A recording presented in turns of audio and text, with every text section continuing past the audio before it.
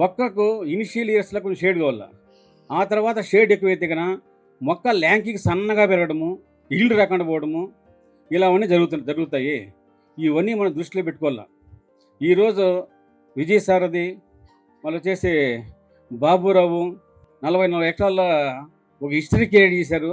అంటే కన్నా మీరు ఈల్డ్ చూసినట్లయితే కన్నా నార్మల్గా ఒక ఎకరానికి మినిమం అంటే కన్నా 1 టన్ను రావాలి, 10 క్వింటాలు రావాలి. ఇప్పుడు వీళ్ళ తోటలో ఎంత వస్తుంది మీరు అడగండి చౌదరి గారిని. 6 నుంచి 7 టన్నులు వస్తుంది. అందుకని ఎక్కువ రావటం లేదు.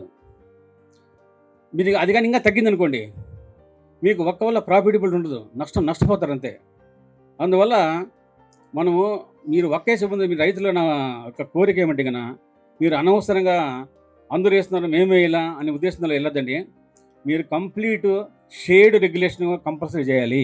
కొబ్బరి తోటల్లో ఆయిల్ పామ్ తోటలో ఎప్పుడు రికమెండ్ చేసింది లేదు. కొబ్బరి తోటలో ఆయిల్ పామ్ తోటలో కోకో ఈజ్ వెరీ గుడ్, ఇది రికమెండ్ చేసింది కాదు.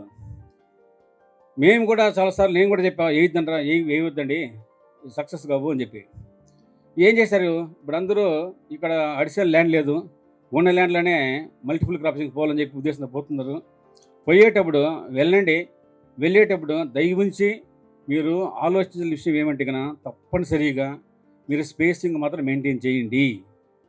ఇప్పుడు కొబ్బరి తోటలు కానీ 25 అడుగులు ఉంటే కన్నా సెంటర్లో ఒక రో మాత్రమే పెట్టుకోండి. మీరు ఈయన ఉగ్రనోత్సవం కానీ అడగండి, వాళ్ళకి ఎన్ని క్వింటాలు వస్తుందో.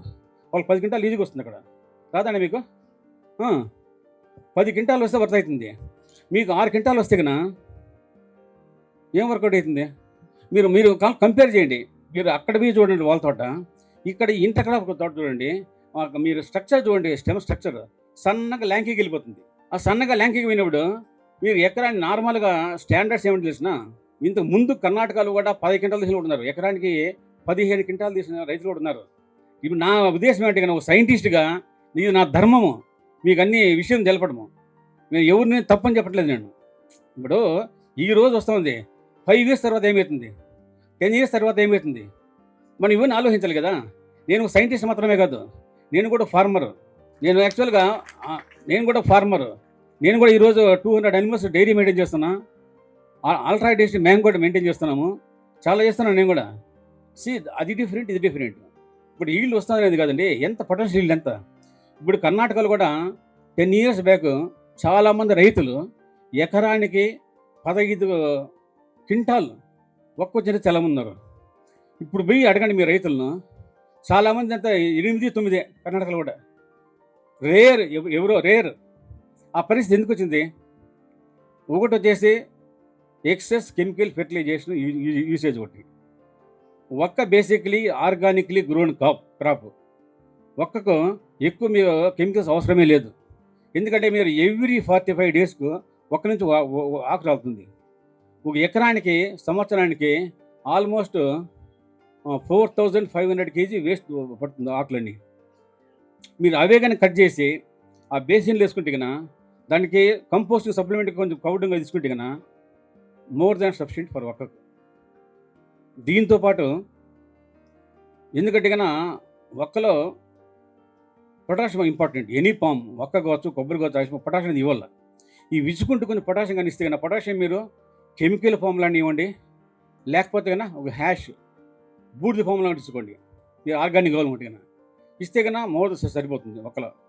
అంతకన్నా మీకు ఫెర్టిలైజర్ పెద్ద అవసరం ఉంటుంది. ఇప్పుడు స్పేసింగ్ మీరు ఒక్కల కొబ్బరి తోటల్లో ఆయిల్ పామ్ తోటలు వేసేటప్పుడు మీరు గమనం పెట్టుకోండి, కరెక్ట్గా లైట్ మినిమం 40% లైట్ వస్తూ ఉంది. తోటలో 40-50% లైట్ వస్తే కన్నా పర్వాలేదు. అంతకన్నా ఇప్పుడు సింపుల్ 1,00,000 మీటర్ ఎక్కడైనా దొరుకుతుంది. రైతులు ఎంత 1,500-2,000 ఉంటుంది అంతే. తీసుకొని మీరు కానీ లైట్ మెజర్మెంట్ చేస్తే కన్నా మీ తోటలో ఎంత వస్తుందో తెలుస్తుంది. ఆ ప్రకారం మీరు ప్లాన్ చేసుకుంటే కన్నా మీరు రేపటికి మీరు ఫెయిల్యూర్ కారు, సైంటిఫిక్గా పోతామని చెప్పి అర్థమవుతుంది. ఊరికి బ్లైండ్గా వేసి ఇప్పుడు చాలామంది ఒక్కేసారు కొబ్బరిలో, మళ్ళీ కొబ్బరి తీసేస్తున్నారు. చాలామంది చేశారు, ఆంధ్రాలో చేశారు, ఎక్కడ కాదు. ఇప్పుడు కొబ్బరి ఎట్లుంది, బ్రహ్మాండంగా రేట్లు ఉన్నాయి. ఇప్పుడు రేపు కన్నా ఒక్క తగ్గితే కన్నా ఒక్క తీసేస్తారు. ఇలాంటి పరిస్థితి రాకూడదు అని చెప్పడం అంతే. అరికా నట్ లేదా తెలుగులో ఒక్క లేదా పోక చెక్క అని పిలుస్తూ ఉంటారు. దీంట్లో సువాసన కలిగిన ఔషధ గుణాలు ఉన్నాయి. ఈ మధ్య రైతులకు అవగాహన సదస్సు జరిగింది. ఆ వివరాలను మనం ఇప్పుడు పరిశీలిద్దాం.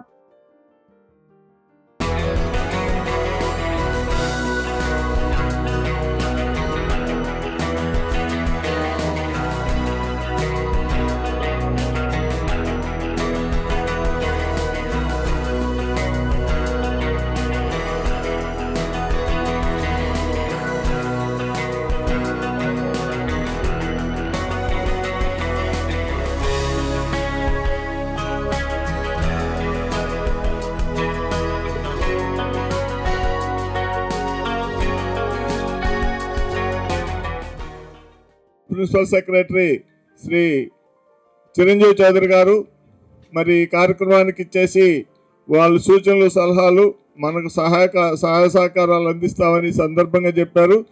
అలాగే మనకి ఫ్యూచర్లో ఈ మార్కెటింగ్ కానీ వీటన్నిటికీ ఒక అసోసియేషన్ వ్యవస్థ ఏర్పాటు చేస్తే మంచిదని చెప్పి సూచించారు. కాబట్టి వారి సూచనలు సలహా మీద తాత్కాలికంగా ఒక అడ్హాక్ కమిటీ వేసాము.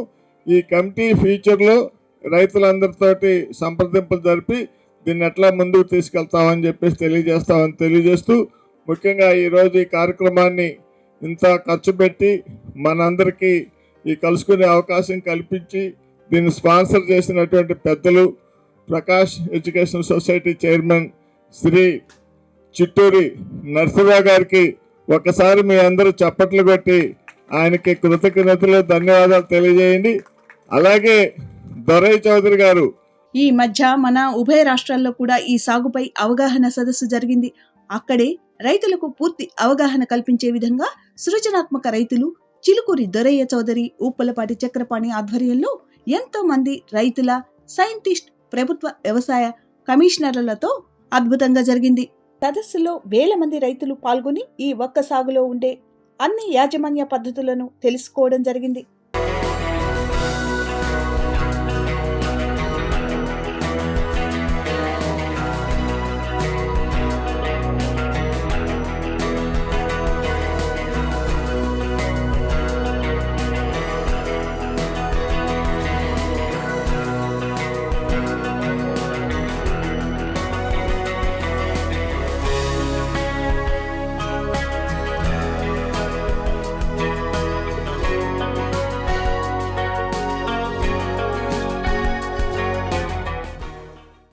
అందరికీ మరొకసారి నమస్కారం. నా పేరు గూడూరు వెంకట శివరాం ప్రసాద్, తడికిలపూడి, ఏలూరు జిల్లా.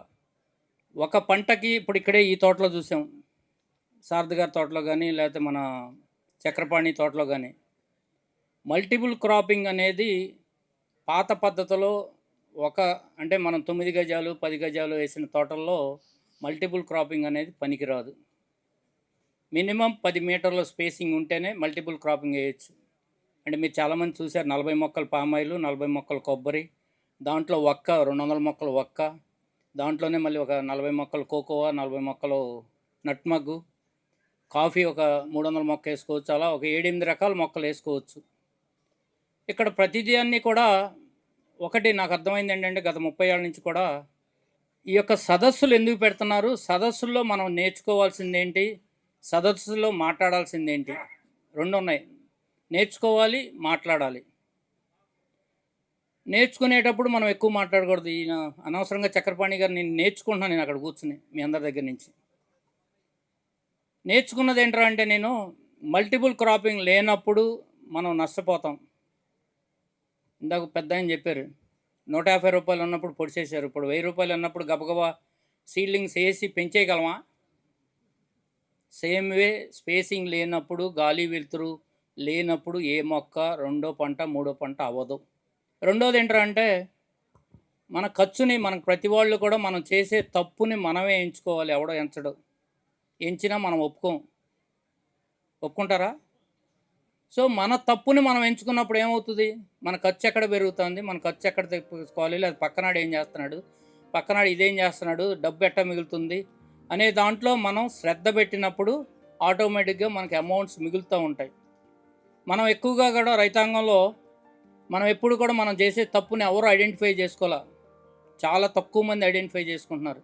ఐడెంటిఫై చేసేపాటికి ఇక్కడ కాలిపోతుంది. ఏంటంటే క్లోజ్డ్ స్పేసింగ్లో 8 గజాలు పెట్టమన్నాడు. అంబాజీపేట వారు 450 రూపాయలు పెట్టి మొక్క తెచ్చి 8 గజాలు పెట్టేసాం కొబ్బరి. నెక్స్ట్ ఏం వేస్తాం? సో అది కాయట్లేదు, పగిలిపోతుంది. మెగ్నీషియం వేయమంటున్నారు ఈయన. మెగ్నీషియం ఎంత వేస్తాం? ఇక్కడ పరస్పరం 4-5 పంటలు వేసుకున్నప్పుడు ఒకదానికొకటి మనము అనే కాన్సెప్ట్ ఉన్నప్పుడు, మనము అనే కాన్సెప్ట్లో కూడా చెట్టుకు కూడా కావాలి. సింగిల్ క్రాపింగ్ అవ్వదు. ఇప్పుడు చౌడప్ప గారు కానీ, మన చౌదరి గారు కానీ, ఇంకోళ్ళు కానీ, చౌదరి గారికి నేను వారం రోజుల క్రితం చెప్పాను, సార్ మనం కొత్త కాన్సెప్ట్లోకి వెళ్తున్నాము, దీని మీద చదువుకు రండి అనేది. ఇందాక అదే చెప్తున్నారు ఆయన. చదువుకు రండి అంటే ఏంటి? దీని మీద స్టడీ చేయమని. అంటే చదవటము, స్టడీ చేయటం ఇంగ్లీష్లో. అంటే ఆయన కొంత దాంట్లోకి వెళ్ళి కొంత దీన్ని వాడుతున్నారు అనేది మనకు చెప్పగలిగారు. రెండో విషయం, మనందరికీ తెలిసిందే. నా ఉద్దేశం ఏంటంటే మన వెస్ట్ ఈస్ట్ని ఒక కేరళ కంటే కూడా ఇంకా మంచిగా చేసుకోవచ్చు. అవునంటారా కాదంటారా? కేరళ కంటే కూడా, అంటే అంత మంచి పంటల కంటే కూడా ఇక్కడ తీసుకురావచ్చు. దానికి ఈ యొక్క వేదికగా చేసి దీన్ని మంచి దాన్ని ఏమంటారంటే సొసైటీ, లేకపోతే ఇందాక మన వాళ్ళు వచ్చినట్టు ఒక ఎఫ్పిఓని తయారు చేసుకుని దీంట్లో ఇది ఒక రోజుతో అయ్యే పని కాదు. దినం ఆలోచిస్తూ ఉండాలి సిస్టమ్స్లో. ఒకటి, ఆవేశపడద్దు ఎప్పుడైనా సరే. ఆవేశపడినప్పుడు ఏమవుతుందంటే నష్టపోయేది మనమే ఎగైన్. నేను మొన్న గోపాలకృష్ణ గారి దగ్గరికి వెళ్ళాను. నేను బయోచార్ ఏంటో మొన్న మాతో పాటు మేము అందరం కలిపి క్యాంప్కోకి వెళ్ళాం. క్యాంప్కోకి వెళ్ళినప్పుడు మాకు ఆనందం వేసింది. అటువంటి క్యాంప్కో కానీ, మహారాష్ట్రలో ఉన్న జైన్ హిల్స్లో కానీ వాల్యుయేషన్ ప్రాజెక్ట్స్ బొచ్చిడు ఉన్నాయి. అటువంటి ఫ్యాక్టరీస్ మనం తెచ్చుకోగలగాలి. కాబట్టి రైతు సోదరులందరూ కూడా పాలసీ మేకింగ్లో కూడా ఇంకోటి, మనం ఏదైనా డబ్బు అడగాలంటే కనుక 10,000 మంది మీటింగ్ పెట్టి ఇక్కడ కనుక వేదిక మీద వీళ్ళని కాదు కూర్చోబెట్టాల్సింది, రాజకీయ నాయకుల్ని. అప్పుడు మన పాలసీ మొత్తం బయటకు వస్తుంది. దడుస్తారు కూడా 10,000 మందితో. వాళ్ళు ఉన్న ప్రజెంట్లో ఎవడైనా సరే, అది మేము చేసాం పామాయిల్లో. అట్లాగే నా అనుభవం చాలా పెద్దది. అగ్రికల్చర్లో, హార్టికల్చర్లో డబ్బు ఉన్నది. 7-8 రకాల పంటలు పండించవచ్చు. మన దగ్గరే మేధావులు ఉన్నారు. మనం నిజంగా లాస్ట్ అండ్ ఫైనల్గా చెప్పేది ఏంటంటే, మన తప్పుని మనం సరిదిద్దుకోము, పక్కనాడు చెప్పింది వినము. అప్పుడు ఎప్పుడు బాగుపడతాం మనం? ఇక్కడ మీ ఎదురుగానే 160 ఎకరాల్లో న్యాచురల్ ఫార్మింగ్ చేస్తున్న వ్యక్తి 11 టన్నులు పండించుకుంటున్నాడు. Sustainable farmer. నాకు 5,500 వచ్చినప్పుడు కూడా నాకు మిగిలిందని చెప్తున్నాడు ఆయన. లీలకోటేశ్వరరావు పామాయిల్ 160 ఎకరాలు 2011లో నేను తీసుకెళ్ళి, అరే బాబు ఆవులు జీవామృతం ఇదన్నా కొట్టుకున్నప్పుడు 5 ఎకరాల రైతు, వాడికి డబ్బు మిగులుతుంది. 160 ఎకరాల రైతు. అంటే ఇక్కడ మన మధ్యలో మంచితనం చాలా ఉంది. మంచితనాన్ని తీసుకోవడం మనం నేర్చుకోవాలి. అరికా నట్ అంటే సాధారణ భాషలో చెప్పాలి అంటే ఇది అరికా ఫామ్ అనే ఉష్ణమండలపు చెట్టు. మన దేశంలో కర్ణాటక, కేరళ రాష్ట్రాల్లో ఫార్మర్స్ ప్రొడ్యూసర్ ఆర్గనైజేషన్ ద్వారా సాగు చేయబడుతూ అధిక లాభాలు కలిగిన ఔషధ గుణాల చెట్టుగా సాగు చేయబడుతూ ఉంది.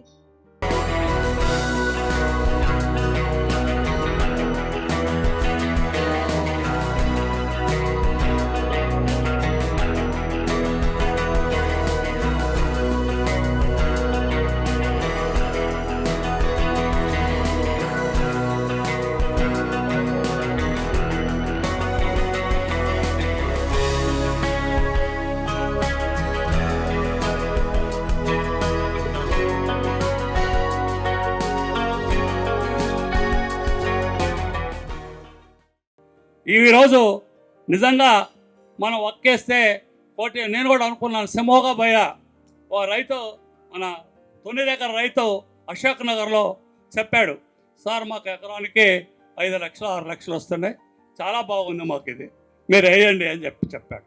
నిజంగా ఇంత లాభం వస్తుందా అని చెప్పి. డబ్బు అంటే ఏ రైతుకైనా ఆశే. కష్టాలు, పిల్లల చదువులు, సమస్యలు అనేక ఉన్నాయి. మనం అందరం కలిసి మల్టీ క్రాప్ సాగుదారుల సంఘంగా పెట్టుకుందాం, రాజకీయాలకు అతీతంగా. అది కోఆపరేటివ్ సొసైటీ ఇదా అనేది మీమాంస వద్దు, దాని మీద చర్చ అనవసరం. దీన్ని రిజిస్ట్రేషన్ కూడా చేసుకోవచ్చు. 2 రాష్ట్రాలు తెలంగాణ, ఆంధ్ర ఈ మధ్యన విడిపోయింది. ఇది బలపడేంత వరకు, ఉద్యమం బలపడేంత వరకు ఆంధ్ర నుంచి కొంతమందిని, తెలంగాణ నుంచి కొంతమందిని తీసుకొని తెలుగు రాష్ట్రాలు 2 రాష్ట్రాలు సంయుక్తంగా మనం ఒక సంఘాన్ని ఏర్పరచుకొని రాజకీయాలకు అతీతంగా ధర లేకుండా ధర పడిపోవడానికి అదొక ప్రధానమైన కారణం. రైతు ఉత్పత్తుల్ని ఇంపోర్ట్ చేసుకోకుండా తప్పకుండా దాని మీద ఉద్యమం చేసి అందరం కలిసికట్టుగా ఉద్యమం చేద్దాం, కలిసికట్టుగా ఉందాం, కలిసికట్టుగా జీవిద్దాం. దానికోసం అందరం నడువ బిగించి ఈ సమావేశం పెట్టిన ఉద్దేశాన్ని విజయవంతం చేయాల్సిందిగా మీ అందరికీ చెప్తూ ఈ అవకాశం ఇచ్చిన మీ అందరికీ నా హృదయపూర్వక నమస్కారాలు తెలియజేస్తాను.